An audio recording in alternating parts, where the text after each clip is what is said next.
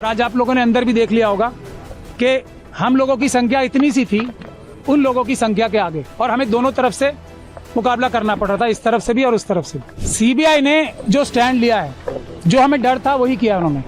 बहुत limited point पे stand लिया है उन्होंने, और जो हमारे सबसे मजबूत ग्राउंड थे उनको रेज ही नहीं किया। जो इसको जीत कहेगा, वो जो जीत कहेगा इसको, वो धोखा देगा देश की जनता को भी और पूरी न्यायिक व्यवस्था को। सबसे बड़ा धोखा होगा अगर इसे जीत बोला जाए। मेरी बात सुन लीजिए, ये जीत नहीं है।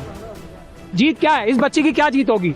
इस बच्ची को दर दर की ठोकरें खानी पड़ रही हैं। इतने छोटे छोटे दो बच्चे हैं उसको कल मार दिया जाएगा, परसों कोई सिक्योरिटी नहीं है। इस बच्ची का क्या जीत होगी? इसके पिताजी की हत्या कर दी, इसकी माताजी को विधवा कर दिया। इस बच्ची की जीत कहाँ होगी? अब इसके वकील को मार दिया गया, इसकी मौसी चाची को मार दिया गया, और ये सड़कों पे दर दर भटक रही है।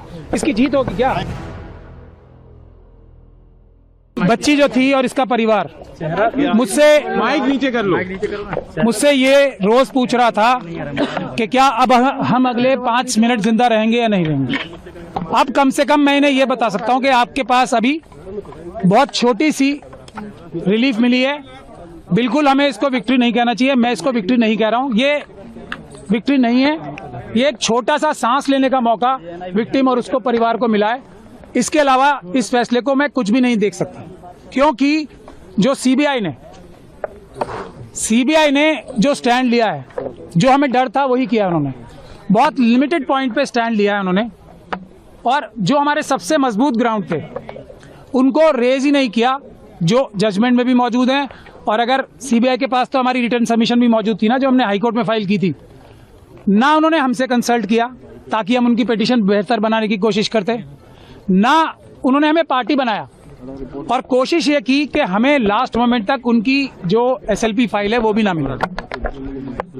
तब आज भी, लेकिन मैंने आपको पहले भी कहा है, इस बच्ची और इसके परिवार के खिलाफ इतने ज्यादा अत्याचार हुए हैं, इतने ज्यादा सबूत मौजूद हैं कि अगर इतनी सी भी बात की जाएगी ना, तो कोई भी जज, कोई भी अदालत इस बच्ची के ही पक्ष में फैसला देगी।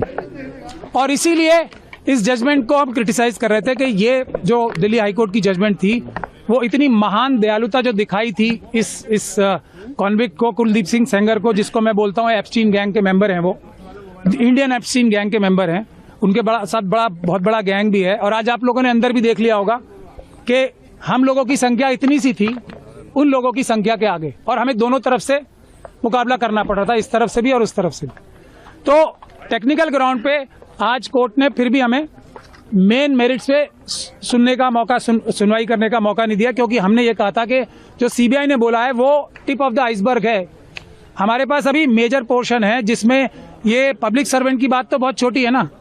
पब्लिक सर्वेंट के अलावा ये person in dominance in control है, क्योंकि इसी जजमेंट में लिखा हुआ है कि कुलदीप सिंह सेंगर साहब ने पंचायत होल्ड करके सबको बुलाया था अपने सामने, और ये बोला था कि केस फाइल करो या ना करो ये मैं तय करूंगा। इस तरफ की बातें इसी जजमेंट में लिखी हुई। तो हमें ये भी बोलने का मौका नहीं मिला। हमें ये भी बोलने का मौका नहीं मिला कि जो दूसरा मेजर इशू है जिस वजह से ये सस्पेंशन दी गई थी, तो वो इसलिए दी गई थी कि सिर्फ 7 साल की मिनिमम सजा है। अब जब मिनिमम सजा इतनी है तो इसको छोड़ देना चाहिए। ये एक ग्राउंड था जो हम चैलेंज करेंगे भी, अभी क्रिटिसाइज भी करेंगे। तो मैक्सिमम पनिशमेंट देखी जाती है ना, ये कोर्ट, कोई भी हाई कोर्ट ये फैसला तभी दे सकती है जबकि वो डिटेल में फैसला दे कि इसमें मिनिमम पनिशमेंट से ज्यादा दी नहीं जा सकती। हम ये भी नहीं बता पाए, मैं भी आपको 3-4 पॉइंट ही बता रहा हूं। हम ये भी बताना चाहते थे कोर्ट को कि जो थ्रेट परसेप्शन की बात की है वो बिल्कुल परवर्स है। इस बच्ची के तो पिता को मारा गया, इस बच्ची के साथ गैंग रेप किया गया, इस बच्ची के वकील को मारा गया, इस बच्ची के मौसी चाची को मारा गया। उसके बाद भी जब अपील चल रही थी, उस दौरान भी जब सिक्योरिटी विड्रॉ करा ली सेंट्रल गवर्नमेंट और स्टेट गवर्नमेंट के बड़े बड़े वकीलों ने यहाँ पेश होके, तब भी 2-2 एफआईआर कराई। तो हम ये भी बताना चाहते थे कि ट्रायल जो हाईकोर्ट थी, ऑनरेबल बेंच ऑफ हाईकोर्ट जो थी, उसने ये भी कंसिडर नहीं किया कि जैसे ही सिक्योरिटी विड्रॉ हुई हमले शुरू हो गए। तो हम ये भी बताना चाहते थे कि थ्रेट परसेप्शन ऐसी नहीं होती कि अंदाजा लगा के ये कह दिया जाए कि फ्यूचर में अटैक नहीं होगा, इसके ऊपर कोई हमला नहीं होगा, क्योंकि सीआरपीएफ है, इसलिए किसको कोई खतरा नहीं है। माँ को तो खतरा है। फैसले को कैसे देखते हैं आप? मैंने आपको बताया ना, ये मरते हुए नहीं, जो इसको जीत कहेगा, वो जो जीत कहेगा इसको, वो धोखा देगा देश की जनता को भी और पूरी न्यायिक व्यवस्था को। सबसे बड़ा धोखा होगा अगर इसे जीत बोला जाए। मेरी बात सुन लीजिए, ये जीत नहीं है। जीत क्या है? इस बच्ची की क्या जीत होगी? इस बच्ची को दर दर की ठोकरें खानी पड़ रही हैं। इतने छोटे छोटे 2 बच्चे हैं उसको कल मार दिया जाएगा, परसों कोई सिक्योरिटी नहीं है। इस बच्ची का क्या जीत होगी? इसके पिताजी की हत्या कर दी, इसकी माताजी को विधवा कर दिया। इस बच्ची की जीत कहाँ होगी अब? इसके वकील को मार दिया गया, इसकी मौसी चाची को मार दिया गया और ये सड़कों पे दर दर भटक रही है। इसकी जीत होगी क्या? इसकी क्या जीत? मैं सीबीआई ने हमें पार्टी नहीं बनाया। सुरक्षा छोड़िए, पहले जो जितने लोगों को क्रिमिनल्स को जो बुलेट प्रूफ गाड़ियां दे रखी हैं, बड़े बड़े घर दे रखे हैं, आप लोग इस पे स्टोरी करो ना। क्या ये बच्चियां नहीं मैं एक मिनट बता रहा हूँ। एक मिनट पहले एक लाइन तो बोलने दो।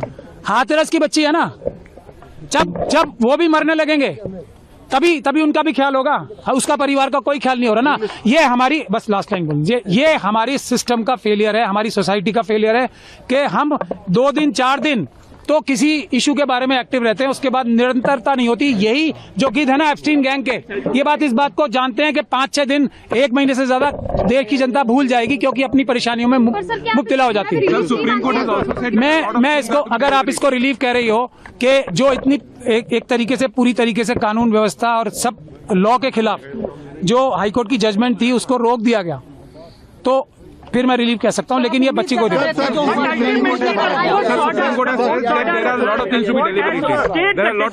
नो मैं एक चीज जो इन्होंने पूछा, मैं गजेंद्र भाई का धन्यवाद करता। आपने एक मिनट मैं इनकी बात का जवाब दे दूं। बहुत अच्छा सवाल पूछा आपने।